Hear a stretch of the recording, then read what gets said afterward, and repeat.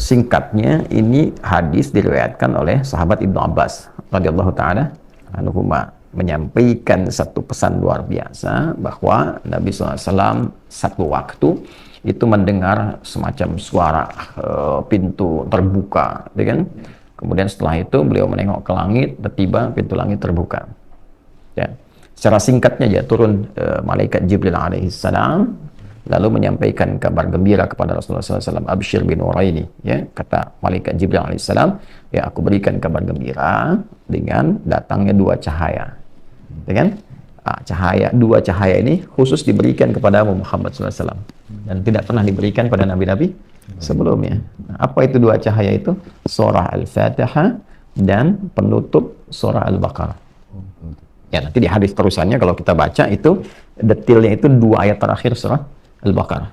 Amanar Rasul sampai la yukallifallahu nafsan illa wus'aha. Nah, komen yang paling menarik saya ingin tunjukkan di akhirnya tuh, yang kalau dibacakan setiap hurufnya, ya, setiap hurufnya dibacakan, tidak akan terjadi setelah bacaan itu kecuali kalau kita minta apapun itu diberikan. Ya, kalau benar bacanya ya. Nah, lihat nih komennya. Ya, bismillahirrahmanirrahim. Qala, saya sampai ujungnya saja, ya. Lan taqra'a biharfin minhuma illa u'titahu. Tidaklah engkau membaca satu huruf pun dari dua surah itu, Al-Fatihah dan Al-Baqarah, khususnya yang terakhirnya, dua ayat terakhir, ya. Illa u'titahu, kecuali kalau engkau kemudian berharap sesuatu, berdoa minta sesuatu, setelah itu berpotensi dikabul kalau benar berdoanya, ya. Nah, sekarang hadis ini memberikan kesan bahwa surah Al-Fatihah dan surah Al-Baqarah, ya, khususnya dua ayat terakhirnya, kalau kita ambil Al-Fatihahnya dulu, ya, karena pertanyaan tadi di Al-Fatihah, ini memiliki keutamaan yang bisa digunakan untuk tawassul. Tawassul itu menjadikan amal soleh sebagai perangkat yang kita mohonkan dengan amal soleh itu kepada Allah untuk mengabulkan doa atau memudahkan apa yang akan kita kerjakan atau menggapai apa yang kita harapkan. Ya, dari mana Ustadz itu konsep tawasul adanya? Allah langsung sampaikan. Di mana? Surah Al-Maidah ayat berapa? Ayat 35. Ya ayyuhalladzina amanu taqullaha wabtaghu ilaihil wasilah. Hai semua orang yang beriman, ya kan? Tingkatkan takwamu kepada Allah dan carilah dengan amalan takwa itu wasilah. Wabtaghu ilaihil wasilah.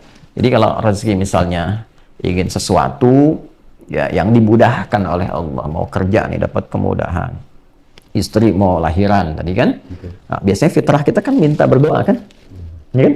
Nah, doa itu bagian dari tawasul, amal soleh, itu fitrah manusia kan. Kalau dia merasa lemah, dia minta kepada Allah kan, kepada Tuhannya kan, Rabbul Alamin. Nah, doa ini bagian dari tawasul. Nah, apa yang dibaca dalam doa ini? Di antara sekian yang bisa kita bacakan dalam doa, surah Al-Fatihah. Nah, jadi Al-Fatihah ini bukan sekedar surah yang diturunkan, ya, surah biasa, tapi surah ini juga bisa berperan sebagai wasilah, ya, yang kita bisa tawasulkan, memohon kepada Allah dengan bacaan surah itu, bahwa Allah mengabulkan hajat kita, mempermudah urusan kita, ya kan? Mengantarkan apa yang kita harapkan, mendatangkan apa yang kita inginkan. Itulah peran Al-Fatihah. Yang nerangkan siapa? Rasulullah SAW. Nabi dari mana? Malaikat Jibril. Kemudian yang meminta kita membaca itu, bagian dari tawasul, siapa? Allah langsung, Rabbul Alamin, Tuhan kita. Jelas ya? Nah, ini diantara rahasia kenapa kemudian Al-Fatihah dibaca dalam sholat. Fungsi sholat apa? Ya, betul. Dia ada 5 fungsi sholat, ya, yang paling pokok, dan itu ada di dalam Quran. Di antara 5 ini, menariknya kita kan sholat 5 kali yang pokok kan, yang fardu kan. Nah, 5 kali sholat ada 5 keutamaan dalam Quran yang paling pokok tentang sholat. Di antara 5 itu, bila sholat kita benar, itu mempercepat terkabulnya doa. Contoh, Quran surah ke-3 Ali Imran ayat ke-38 sampai 39. Nabi Zakaria kan kisahnya viral kan, ya kan? Sudah beranjak sepuh, rambut memutih, fisiknya letih, saat yang bersamaan belum dikaruniai keturunan kan? Baik. Apa yang dilakukan oleh beliau? Berdoanya dalam keadaan apa? Dalam keadaan sholat. Ya, tapi nggak boleh ngarang nebak-nebak. Ya kan? Dari mana taunya?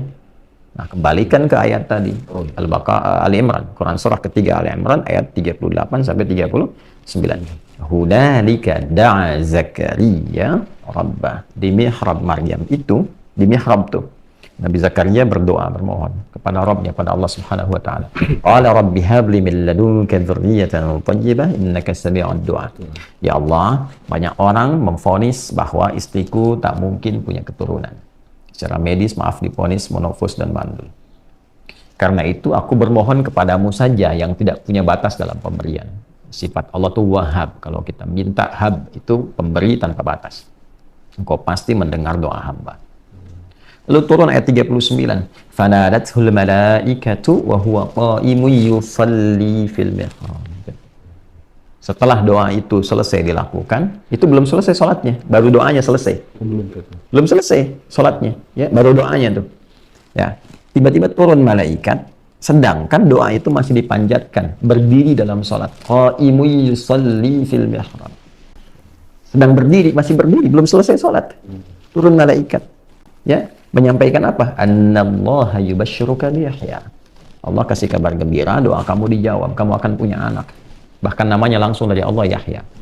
Yang hidup mustahil, kata manusia, lahir dari rahim seorang perempuan yang divonis monofos dan mandul, itu bayi yang hidup, kata Allah, nggak ada yang mustahil bagiku. Jadi dan hidup dia. Ya, disebut dengan apa? Yahya. Ya, di bahasa Latin atau di Eropa dikenal dengan John. Ya, Yahya itu. Yohanes atau John, ya, Yahya, Nabi Yahya alaihissalam. Itu terjadi jawaban itu saat apa? Sholat. Berdoa dalam sholat. Karena itu semua Nabi dan Rasul, kalau kita baca, lihat amalan mereka, ibadah mereka, itu semuanya sholat. Nabi Isa sholat. Quran surah ke-19 Maryam. Kalau baca dari ayat 31 sampai 33 itu, temukan. Kemudian Nabi Ismail alaihissalam sholat. Bahkan minta keluarganya sholat. Quran surah 19 ayat 55. Ya, wa kana ya'muru ahlahu bis sholat. Nabi Musa alaihissalam sholat. Quran surah ke-20 Thaha ayat ke-14, wa aqimis sholata lidzikri. Jadi semua nabi, semua rasul itu sholat. Dan dalam sholatnya itulah dia menuangkan hajatnya, berdoa. Ya? Nah, umat Nabi Muhammad SAW oleh Allah juga dimintakan lewat Rasulnya, langsung dicontohkan. Rasul mulia paling agung, Rasulullah SAW, Nabi Muhammad SAW, diminta oleh Allah, diperintahkan menunaikan sholat, diajarkan oleh malaikat Jibril begini caranya sholat, dan di dalamnya ada permohonan hajat. Ya. Karena itu ketika ayat pertama yang membawa perintah sholat, ya, bukan menunjukkan tentang pendirian sholat, tapi membawa perintah sholat. Kalau pendirian itu biasanya dikaitkan dengan iman lalu mendirikan sholat. Seperti Al-Baqarah ayat 3. Alladzina yu'minuna bil ghaibi wa yuqimunas sholat. Kan? Itu konteks mendirikan sholat, kaitan dengan iman. Tapi ketika diperintahkan ya, sholat untuk ditunaikan yang tidak dirangkai amalan lain seperti zakat, wa aqimus sholat wa atuz zakah, dan berdiri sendiri dalam sholatnya, itu perintahnya disertai dengan permohonan hajat. Al-Baqarah ayat 45. Wasta'inu bis-sabri was-shalah. Wa innaha lakabiratun illa 'alal khashiyin. Jika engkau punya persoalan, punya hajat dalam hidup, terima dulu persoalan itu sebagai ujian dengan kesabaran. Terima, karena Allah menguji itu untuk meningkatkan kualitas hidup, bukan untuk merendahkan. Jelas ya? Lalu engkau minta solusi kepada Allah lewat sholat. Ya, bahkan kalau nanti ada hamba yang kurang yakin, imannya dipertanyakan. Karena itu di Al-Baqarah ayat 153 ditekankan lagi dengan kalimat imannya. Ya ayyuhalladzina amanu ista'inu bis-sabri was-shalah. Innallaha ma'as sabirin. Jadi kata Allah, wasta'inu, minta solusi, minta pertolongan dari hajatmu itu. Nah, menariknya saat kita tunaikan sholat itu, lalu kita katakan, ya Allah, Engkau perintahkan aku meminta, aku lakukan sekarang. Ya kan? Dalam ibadah ini, dalam sholat ini. Anda kalau ingin merubah kalimat perintah, wasta'inu, menjadi kalimat permohonan, rubah menjadi nasta'in. Wasta'inu, jadi nasta'inu. Saya tanya, kita dalam sholat tuh baca nggak kalimat nasta'in? Nah, bacanya kapan? Fatihah. Iyyaka na'budu wa iyyaka nasta'in. Ya Allah, hanya untukmu, hanya kepadamu. Na'budu, aku beribadah, menunaikan salat. Ya, karena di ibadah na'budu di situ maksudnya salat. Ditemukan padanannya di Quran surah ke-20 Taha ayat ke-14. Innani anallahu la ilaha illa ana fa'budni. Kata Allah fa'budni, kita katakan iyyaka na'budu. Kan? Itu perintahnya. Fa'budni, kita bilang iyyaka na'budu. Ya kan? Nah, dari mana taunya itu salat? Teruskan ayatnya wa aqimis salata. Jelas? Maka kita katakan iyyaka na'budu. Setelah itu wa iyyaka nasta'in, dan hanya kepadamu ya Allah aku sekarang punya persoalan, punya hajat, aku minta, aku mohon. Nah, jadi Al-Fatihah ini diantara keistimewaannya bahkan perintah langsung dari Allah, lalu contohnya langsung dari Rasulullah SAW untuk dipraktekkan dalam sholat sebagai wasilah memohon kepada Allah dari hajat. Karena itu setiap sholat itu hajat. Dulu orang-orang kalau punya hajat tertentu yang sifatnya spesifik, ya, itu dia sholat. Lu minta. Imam Al-Bukhari, ini kitab saya Al-Bukhari ini. Imam Al-Bukhari itu, ini menulis saya Al-Bukhari ada 97 topik. Kurang lebih lah ada sekitar 7.000 hadis kalau digabungkan semuanya. Itu setiap menulis satunya, beliau sholat dulu 2 rakaat. Satu hadis. Ya. 16 tahun ditulisnya. Di Masjidil Haram. Jadi sebelum menulis itu sholat dulu. Kalau tenang, batinnya nyaman, merasa terdorong tidak ada masalah, nyaman, nulis. Kalau nggak tenang, nggak jadi. Sampai selesai di Masjid Nabawi di Al-Madinah Al-Munawwarah. Dan beliau membawa ini sebagai bekal untuk berjumpa Rasulullah. Nah, pasti bawa bekal apa tuh? Untuk jumpa dengan Rasulullah. Jadi jangan bawa kontroversi di hadapan Nabi. Masa di hadapan Nabi mau bawa sunnah bid'ah. Dan ya bawa amal. Ketika kembali itu bawa amal, bukan bawa perdebatan. Ya. Nah, yang mau saya katakan, beliau sholat dulu.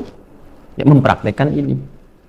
Nah, menariknya gini, tahu dari mana Al-Fatihah yang dimaksudkan itu kaitannya dengan solusi hajat? Nah, kita tidak beropini, hadis lagi. Kan tadi timbangan di awal, Quran dengan hadis. Caranya dari yang mana? Sahih Muslim lagi. Nomor hadis 397. Ya. Saya ini bukan ingin menunjukkan saya hafal, ini tidak. Karena kita kan ngaji. Ngaji.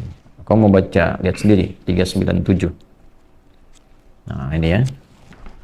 Ini saya kasih hijau, ini bukan nandain topik-topik sekarang kita ngobrol, ini yang dulu-dulu saya lagi bahas, tandain, baca. Kalau ini dari 395 sampai 397.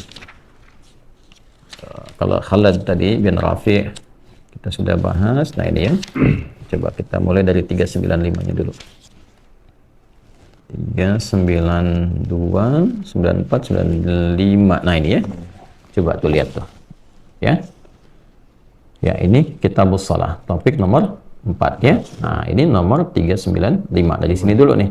Ya, ini kan panjang. Saya bisa bacakan hadisnya dari sahabat Abu Hurairah. Lihat ujungnya tuh. Ya, kalau dari sini ini kan kisahnya Khalad bin Rafi' ya. Kemudian setelah itu masuk ke orang yang mencuri-curi salat karena dia berusaha untuk meninggalkan Al-Fatihah. Ini dari Abu Hurairah nih. An Abi Hurairah ya, radhiyallahu ta'ala anhu 'an Nabi sallallahu alaihi wasallam. Baik, saya bacakan cepat aja. Ya. Ini hadisnya qudsi. Ya, jadi hadis qudsi itu yang sanadnya tersambung langsung kepada Allah Subhanahu wa taala, dengan lalu disampaikan maknanya pada Rasulullah sallallahu alaihi wasallam, lafaznya diterangkan kepada kita tapi dalam bentuk lafaz yang tegas. Ya, jadi Nabi langsung menisbatkan persanadannya kepada Allah. Qala Allah azza wa jalla. Baik ya, kalau hadis-hadis yang bukan qudsi, Nabi langsung mengatakan. Sanadnya tidak disambungkan langsung, tapi maknanya diberikan oleh Allah. Wa ma yantiqu 'anil hawa in huwa illa wahyu yuha. Wahyu kepada Nabi, Nabi sampaikan. Jadi hadis biasa itu bentuknya Allah ilhamkan berupa wahyu kepada Rasulullah SAW. Beliau lafadznya langsung dari Nabi disampaikan. Nabi menyampaikan innamal a'malu binniyat. Lafadznya dari Nabi, tapi maknanya Allah yang sampaikan. Kalau Quran, lafadz dan maknanya langsung dari Allah. Jelas? Kalau hadis qudsi itu maknanya dari Allah Subhanahu wa taala, lafadznya Nabi tegaskan tapi sanadnya Nabi sambungkan kepada Allah. Qala Allah azza wa jalla. Ya, kata Nabi, qala Allah azza wa jalla wa kama qala sallallahu alaihi wasallam, qasamtus shalah baini wa baina abdi. Allah itu berfirman, aku membagi salat itu 2 bagian, antara hak aku dan hak hambaku. Ya, wali abdi masal, dan hambaku bila benar menunaikan kewajibannya sebagai hak aku. Jadi kalau ada hak ada apa? Kewajiban kan? Jadi hak Allah kewajiban kita, hak kita kewajiban Allah kepada kita.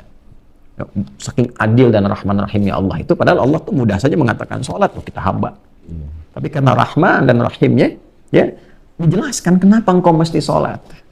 Bukan hanya membuktikan keimananmu kepadaku, penghambaanmu kepadaku, tapi ada manfaat yang kau akan dapatkan dalam hidupmu untuk mempermudah tugasmu di dunia ini.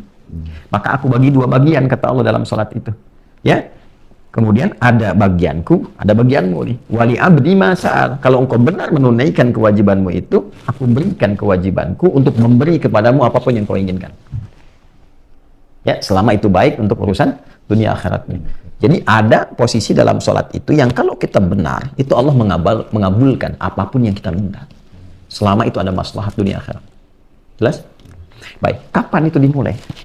Kata Allah, nanti kembalikan ke sini ya. Idza qala al-'abdu alhamdulillahi rabbil alamin. Itu dimulai saat hamba membaca alhamdulillahi rabbil alamin.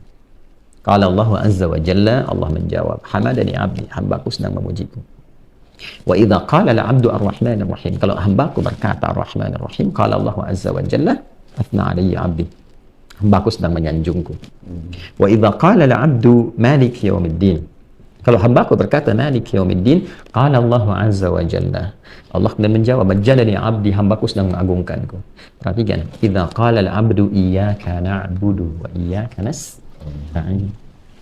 Qala Allah azza wa jalla. Kalau hamba berkata iyyaka na'budu wa iyyaka nasta'in, maka Allah langsung menjawab. Perhatikan jawabannya.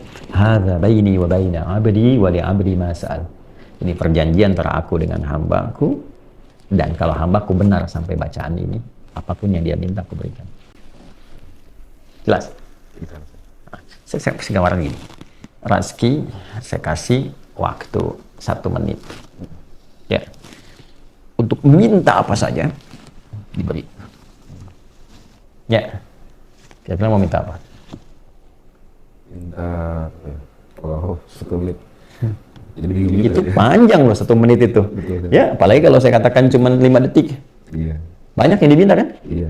Makanya Allah ajarkan 1 kalimat, 1 ayat yang bila dibaca terpenuhi semua apa yang kita minta itu. Ihdinas siratal mustaqim. Siratal ladzina an'amta 'alaihim ghairil maghdubi 'alaihim waladdallin.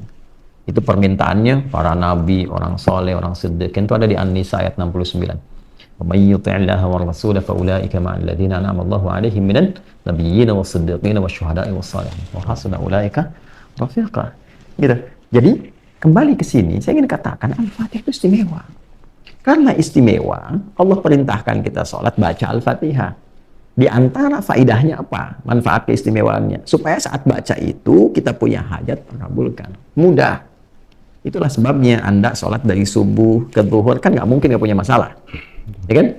Maka ketika dimohonkan dengan benar, bacanya benar, kan? Mohonnya benar, itu dikabulkan, dimudahkan. Makanya butuh contoh dalam ibadah muqayyadah itu. Jelas ya? Makanya dicontohkan oleh Nabi. Nabi contohkan itu supaya apa? Supaya umat-umatnya yang baca benar, urusannya mudah. Itu.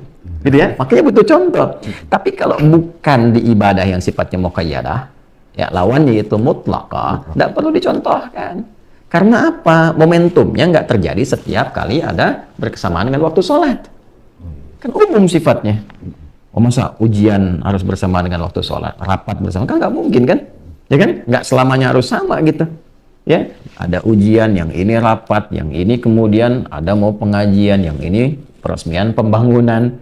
Ya, semua ragam itu timingnya tidak harus bersamaan dengan waktu sholat.